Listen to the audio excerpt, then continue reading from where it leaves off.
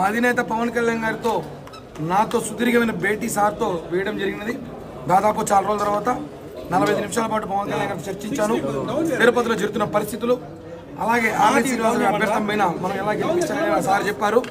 ఏ కారణంతో ఇక్కడ సిటీ వాళ్ళు అన్ని కూడా పవన్ కళ్యాణ్ గారు సుదీర్ఘంగా అందరికీ మంచి వెలికి గెలిపించుకోవాల్సిన బాధ్యత మీ మీద ఉందని చెప్పి పవన్ కళ్యాణ్ గారు చెప్పారు.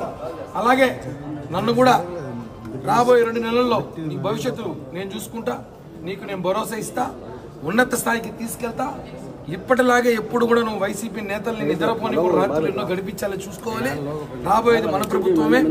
చంద్రబాబు గారు అలాగే మోడీ గారు, పవన్ కళ్యాణ్ గారు, 3 కూటమిలో మన ప్రభుత్వం రాబోతోంది.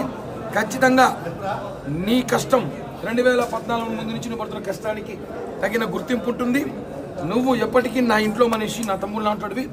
నీకు నీ జీవితం నీ భరోసా, నాది భరోసా అని చెప్పి పవన్ కళ్యాణ్ గారు చాలా సంతోషంగా వ్యక్తం చేసి ఇద్దరం చాలాసేపు కాసేపు కూర్చొని మాట్లాడుకున్నాం. ఇంకొక 10 నిమిషాల్లో ఆ వీడియో ఫొటోస్ కూడా బాగానే షేర్ చేస్తాను. చాలా ధన్యవాదాలు మీడియా కూడా, ఎందుకంటే గత 25 రోజులుగా నేను ఈ తిరుపతి ఇష్యూ మీద నేను అభ్యర్థికి సహకరించకపోవడంపై కళ్యాణ్ గారు ఆరాధిస్తారు. అన్ని వివరాలు వివరించాను. ఖచ్చితంగా రేపటి నుంచి అభ్యర్థి ప్రచారంలో నేను పాల్గొమన్నారు. ప్రచారంలో పాల్గొంటున్నాను. అభ్యర్థి విజయానికి గిఫ్ట్గా పవన్ కళ్యాణ్ గారికి ఇస్తా అని చెప్పి కూడా హామీ ఇచ్చాను.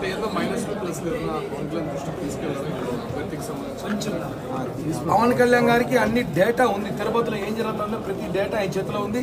తిరుపతిలో ఎలా ఉంది పార్టీ పరిస్థితి, తిరుపతిలో అభ్యర్థుల పరిస్థితి ఎలా ఉంది, ప్రతి ఒక్క మనిషి అప్డేట్ పవన్ కళ్యాణ్ గారి చేతిలో ఉంది. కాబట్టి మేము చెప్పాల్సిన అవసరం లేదానికి. ప్రతి విషయం ఆయనే చెప్పాడు. అన్ని మాకన్నా ఎక్కువ అని బాధ తెలిసింది.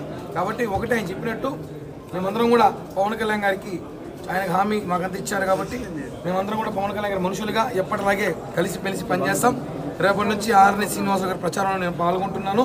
అదేవిధంగా మా అందరి భవిష్యత్తు కూడా పవన్ కళ్యాణ్ గారు నేను భరోసా నేనున్నాను అని భుజం తట్టి నన్ను పంపించారు. చాలా ఆనందకరం. 40 నిమిషాల పాటు సుదీర్ఘమైన చర్చ జరిగింది. మీ అందరికి కూడా చాలా ధన్యవాదాలు. జై హింద్, జై జనసేన.